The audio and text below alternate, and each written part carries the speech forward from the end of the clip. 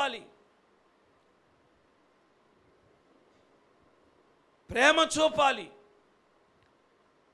కనుక కనికరము లేని తీర్పులు తీర్చవద్దు అని చెప్తున్నాడు. ఓబద్య గ్రంథం 1వ అధ్యాయం 15వ వచనం చదవండి. ఓబద్య గ్రంథం 1వ అధ్యాయం 15వ వచనాన్ని.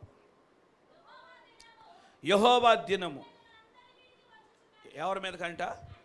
అన్యజనులందరి మీదకి వచ్చుచున్నది. అప్పుడు నీవు చేసినట్టే నీకును చేయబడును. నీవు చేసినదే నీ నెత్తి మీదకి వస్తుందంట. ఏమండి? అన్యజనులందరి మీదకి వస్తూ ఉంది. ఏది తీర్పు తీర్చారో అదే తీర్పు తీర్చబడుతుంది. నువ్వు ఏది చేసావో అదే నీ నెత్తి మీదకి వస్తుంది అని చెప్తున్నాడు. అలాగొస్తుంది. కనుక మనం ఏది చేస్తాం అదే తిరిగి మన నెత్తి మీదకి వస్తుంది. మార్కు సువార్త 4వ అధ్యాయం 24వ వచనం చదవండి. మార్కు సువార్త 4వ అధ్యాయం 24వ వచనం. మరియు ఆయన మీరేమి చేయుచున్నారు? జాగ్రత్తగా చూచుకొనుడి. మీరెట్టి కొలతతో కొలుచుచున్నారు, మీకును అట్టి కొలతతోనే అది. మీరు ఏం చేస్తున్నారు? జాగ్రత్తగా చూసుకోండి. మీరు ఏమి వింటున్నారో జాగ్రత్తగా చూడండి. మీరు ఏ కొలత కొలిచారో అదే కొలత మీకు కూడా కొలవబడుతుంది. మీరు వింటున్న దాన్ని జాగ్రత్తగా చూసుకోండి. వింటున్న దానికి లోబడండి. దేవుని మాటలు వినాలి, దేవుని మాటలకు లోబడాలి. మనం కొలిచే కొలతను బట్టి మరలా తిరిగి కొలవబడుతుంది. లూకాసు వార్త 6వ అధ్యాయం 38వ వచనం చదువుదాం. లూకాసు వార్త 6వ అధ్యాయం 38వ వచనాన్ని. క్షమించుడి, అప్పుడు మీరు క్షమించబడతారు. ఇయ్యుడి, అప్పుడు మీకు ఇయ్యబడును. అణచి కుదిలించి దిగజారునట్లు ఏంటంట? నిండు కొలతను మనుషులు మీ ఒడిలో కొలుస్తారు.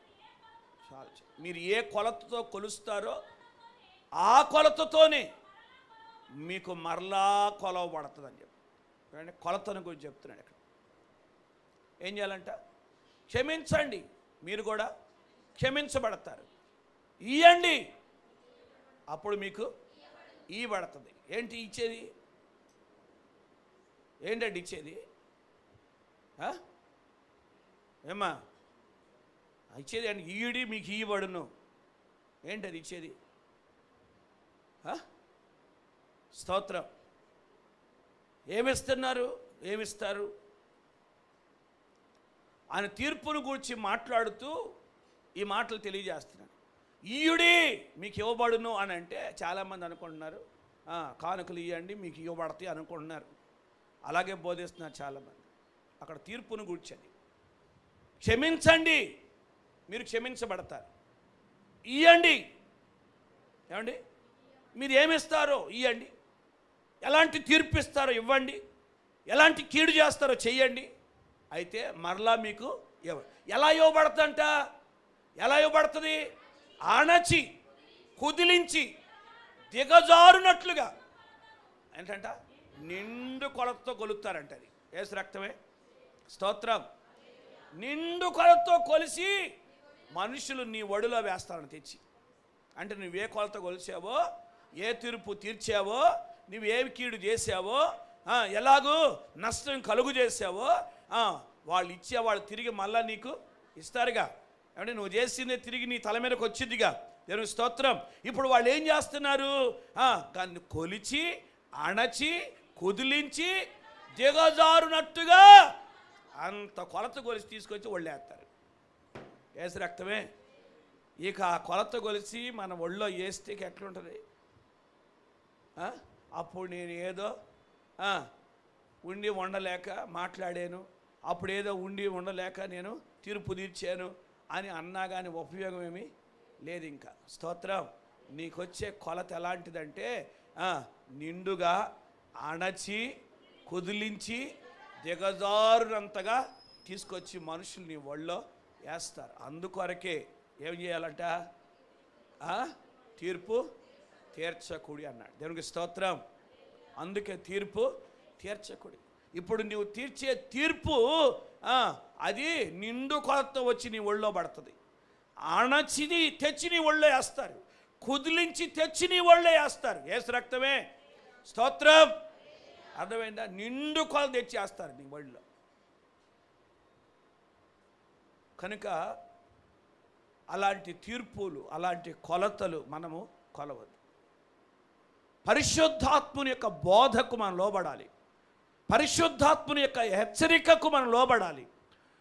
ఎవరిని గురించి ఎలాగో తీర్పు తీరుస్తున్నావు, ఎవరిని గురించి ఎలాగో మాట్లాడుతున్నావు, ఎవరికి ఎలాంటి తీర్పు తీర్చి నువ్వు బాధ పెడుతున్నావు.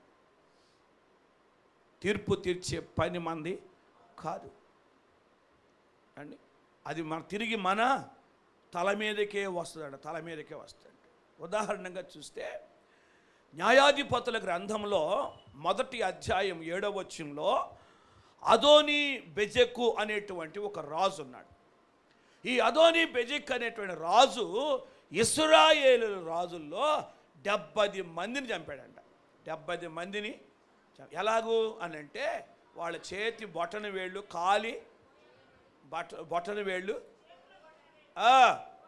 కోయబడి, అది 70 మంది రాజుల యొక్క కాళ్ళ బొటన వేళ్ళు, చేతుల యొక్క బొటన వేళ్ళు కోసేశాడు. అలాగూ ఇతడు చేశాడు కనుక ఈ రాజును పట్టుకొని, ఏమండి, ఈ రాజును కూడా పట్టుకొని అలాగే కాళ్ళు బొటన వేళ్ళు, చేతుల బొటన వేళ్ళు కోసేశారు. చచ్చిపోయాడు. అతడు తీర్చిన తీర్పే మరలా అతనికి కూడా తీర్చబడింది. అతడు ఎలాగూ బొటన వేళ్ళు కోసాడో తనకు కూడా బొటన వేళ్ళు కోయబడ్డాయి. అలాగే బొటన వేళ్ళు కోయబడ్డాయి. కనుక ఏమి తీర్పు తీరుస్తున్నాం ఒకసారి యోచించి, ఎవరిని గురించి ఎలాగూ మాట్లాడుతున్నామో యోచన చేయాలి. ఎవరిని గురించి ఏమి పలుకుతున్నామో మనం జ్ఞాపకం చేసుకోవాలి.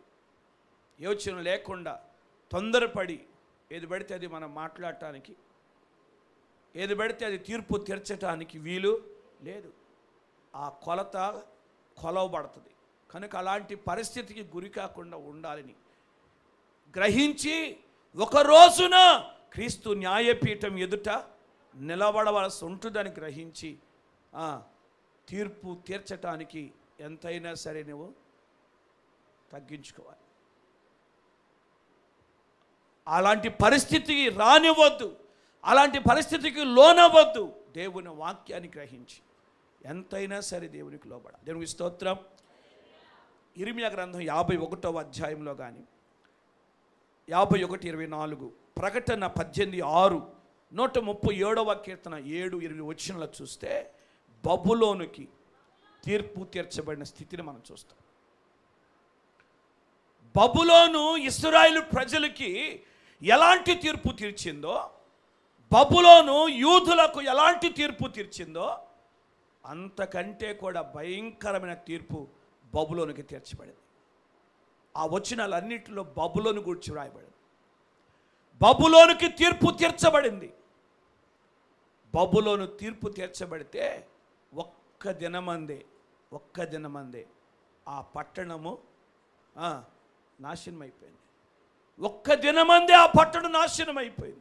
ఆ పట్టణాన్ని చూచిన వారు, ఆ పట్టణముతో వ్యభిచరించిన వారు, రాజులు, అధికారులు గుండెలు బాదుకుంటూ అయ్యో అయ్యో బబులోను మహాపట్టణమా, ఒక్క గడియలోనే నీ మీదకి తీర్పు వచ్చానా అని గుండెలు బాదుకుంటున్నారు. తీర్పు తీర్చాడు దేవుడు ఆ పట్టణానికి. బబులోను నాశనమైపోయింది. ఎంతో విర్రవీగిన పట్టణం, ఎంతగానో హెచ్చించుకున్న పట్టణం, ఎంతగానో గర్వించిన పట్టణం. కానీ ఆ పట్టణం ఒక్క గడియలోనే నాశనం అయిపోయింది, కాలిపోయిందండి. భయంకరమైన పరిస్థితి ఆ పట్టణానికి వచ్చింది. కనుక తీర్పు తీర్చొద్దు. యేసుక్రీస్తు ప్రభులు వారు అందుకే బోధిస్తున్నాడు. మీలో తీర్పులు ఎక్కువైపోయినాయి. ఒకరికొకరు బాగా తీర్పులు తీర్చుకుంటున్నారు. ఒకరి మీద ఒకరు నిందలు మోపుతున్నారు. క్షమించే అనుభవం మీకు లేదు. ప్రేమ చూపే అనుభవం మీకు లేదు.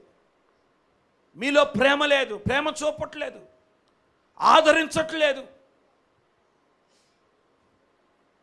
క్షమించట్లేదు. పడిపోయిన వాడిని, తొలగిపోయిన వాడిని ఒకని అగ్నిలోండి లాగినట్లుగా పైకి లాగట్లేదు, రక్షించట్లేదు.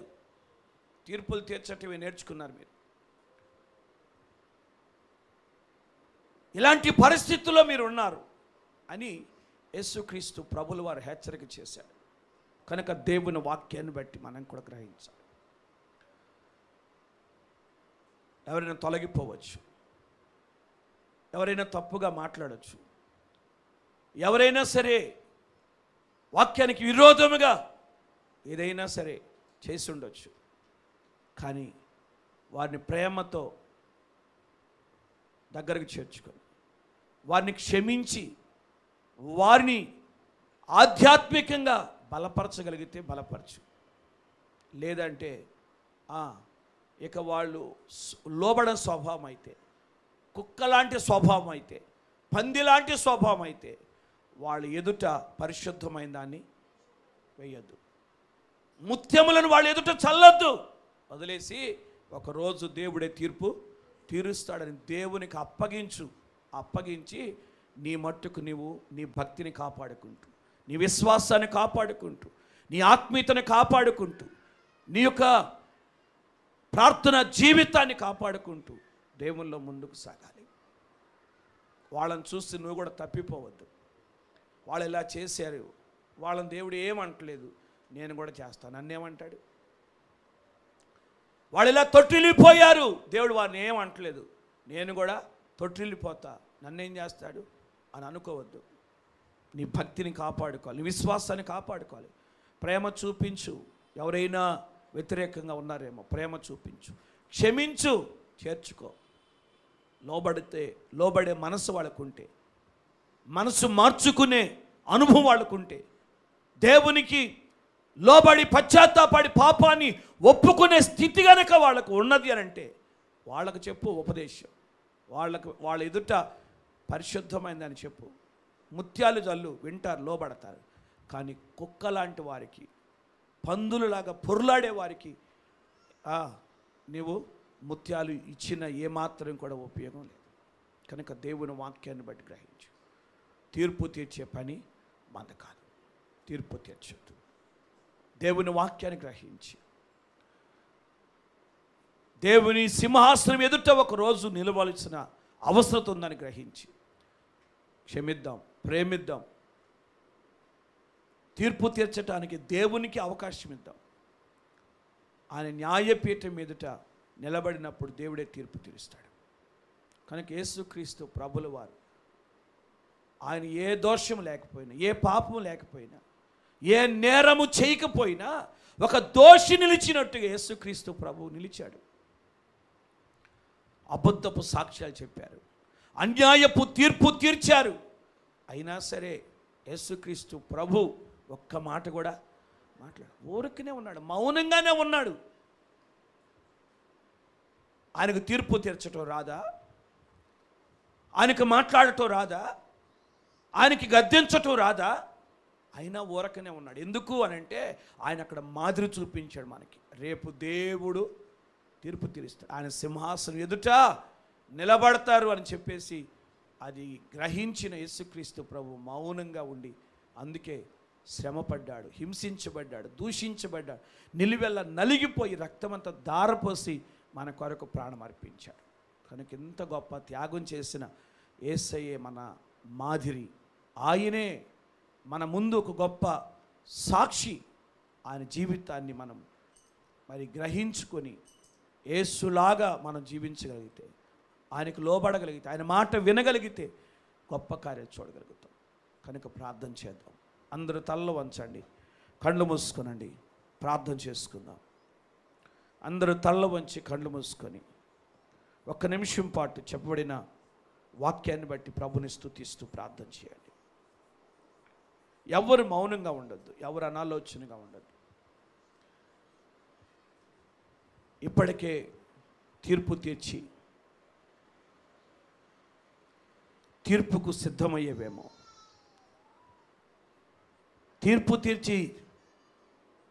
తీర్చబడటానికి సిద్ధంగా ఉన్నావేమో.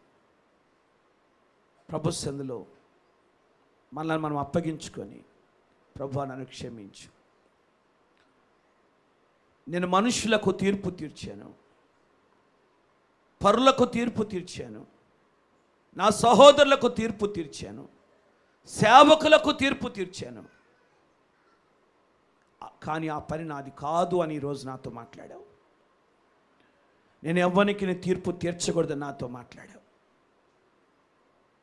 క్షమించమన్నావు, ప్రేమించమన్నావు, ఆదరించమని చెప్పావు. చేతనైతే నేను అలా చేయాలి, కానీ తీర్పు తీర్చకూడదని హెచ్చరిక చేశావు. అయ్యా, నేను ఇప్పటికే తీర్పు తీర్చబడటానికి సిద్ధంగా ఉన్నానేమో, నన్ను క్షమించు. నేను తీర్చిన తీర్పులను బట్టి నన్ను క్షమించు. నేను తీర్పులు తీర్చి బాధ పెట్టానేమో, నేను తీర్పులు తీర్చి నిందించానేమో, నేను తీర్పులు తీర్చి అవమానించానేమో, నన్ను క్షమించయ్యా, క్షమించు. నీకు తీర్పు తీర్చబడుతున్నా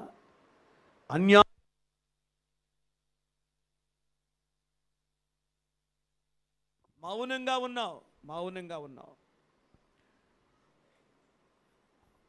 నిందలు అవమానాలు ఎదురవుతున్న మౌనంగా ఉన్నావు. ఏమాత్రం కూడా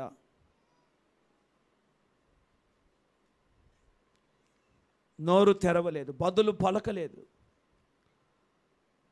నిందను అనుభవించావు, శ్రమలు అనుభవించావు, అన్యాయపు తీర్పుని అంగీకరించావయ్యా. అలాంటి మనస్సు నాకు దయచేయి. నీ బల్ల యొద్దకు వచ్చాను యేసయ్యా, నిన్ను జ్ఞాపకము చేసుకుంటున్నానయ్యా. నీ పోలికలోనికి నన్ను మార్చయ్యా, నీ రూపములోనికి నన్ను మార్చయ్యా. తగ్గింపు జీవితాన్ని నాకు దయచేయి.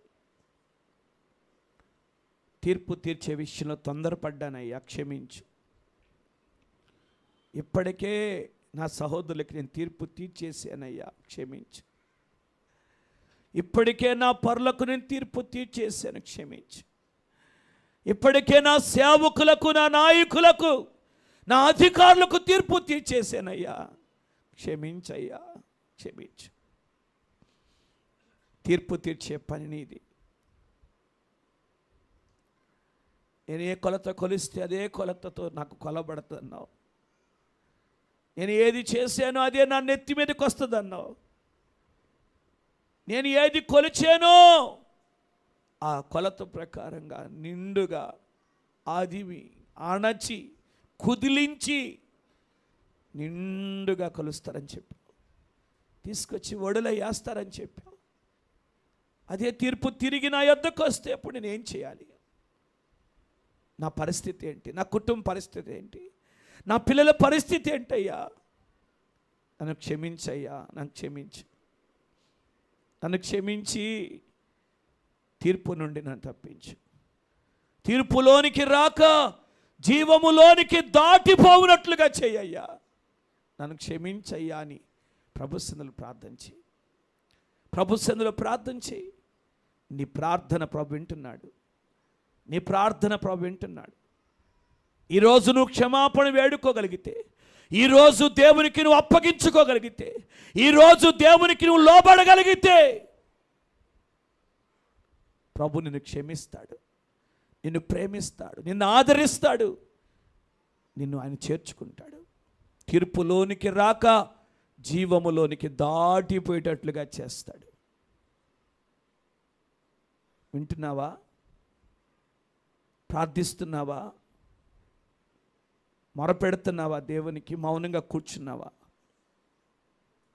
ఏమన్నా క్షమించయ్యా అని అంటున్నావా? మౌనంగా కఠినంగా కూర్చున్నావా?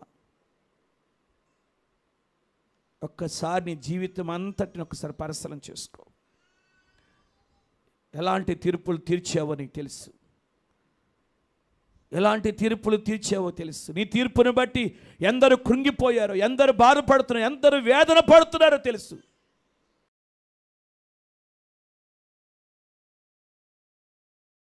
యేసయ్యా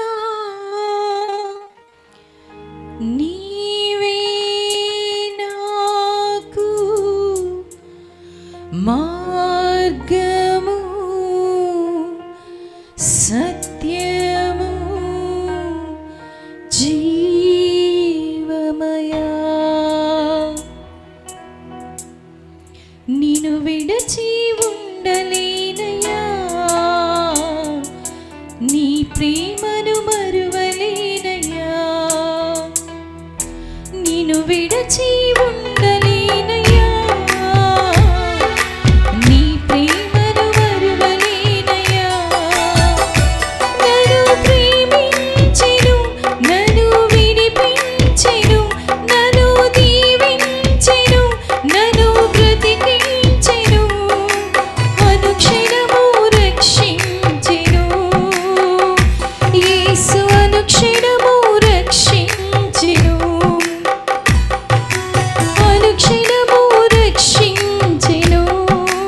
యేసు నన్ను అనుక్షణము రక్షించెను. నా దేవుడు గొప్ప దేవుడు, నా యేసయ్య ప్రేమామయుడు. నా దేవుడు గొప్ప దేవుడు, నా యేసయ్య ప్రేమామయుడు. నిన్ను విడచి ఉండలేనయ్యా, నీ ప్రేమను మరువలేనయ్యా. నిన్ను విడచి ఉండలేనయ్యా, నీ ప్రేమను మరువలేనయ్యా.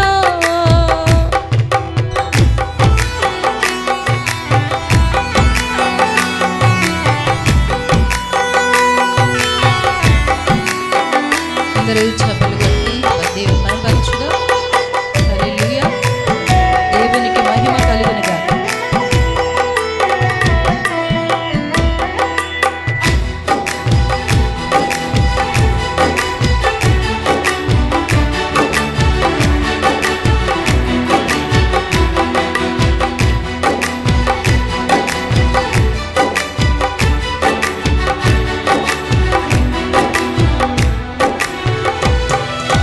నా శత్రువులే నన్ను చుట్టుముట్టినా, కారు చీకటి నన్ను కమ్మివేసినా,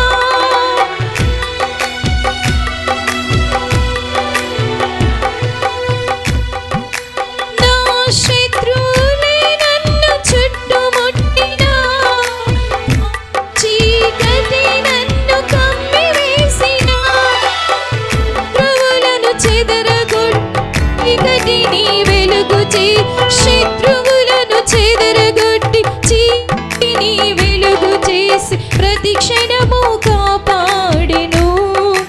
యేసు నన్ను ప్రతి క్షణము కాపాడెను. నా దేవుడు గొప్ప దేవుడు, నా యేసయ్య ప్రేమామయుడు. నా దేవుడు గొప్ప దేవుడు, నా యేసయ్య ప్రేమామయుడు. నిన్ను విడచి ఉండలేనయ్యా, నీ ప్రేమ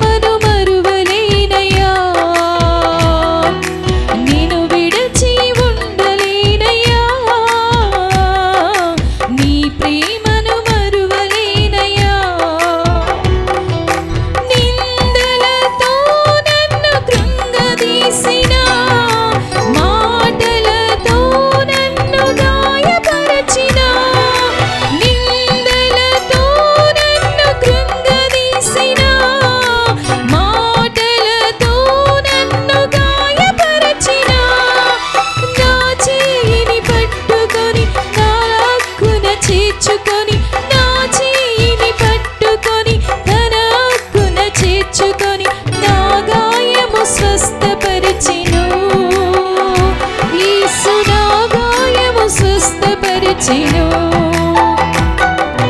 నా దేవుడు గొప్ప దేవుడు, నా యేసయ్య కృపామయుడు.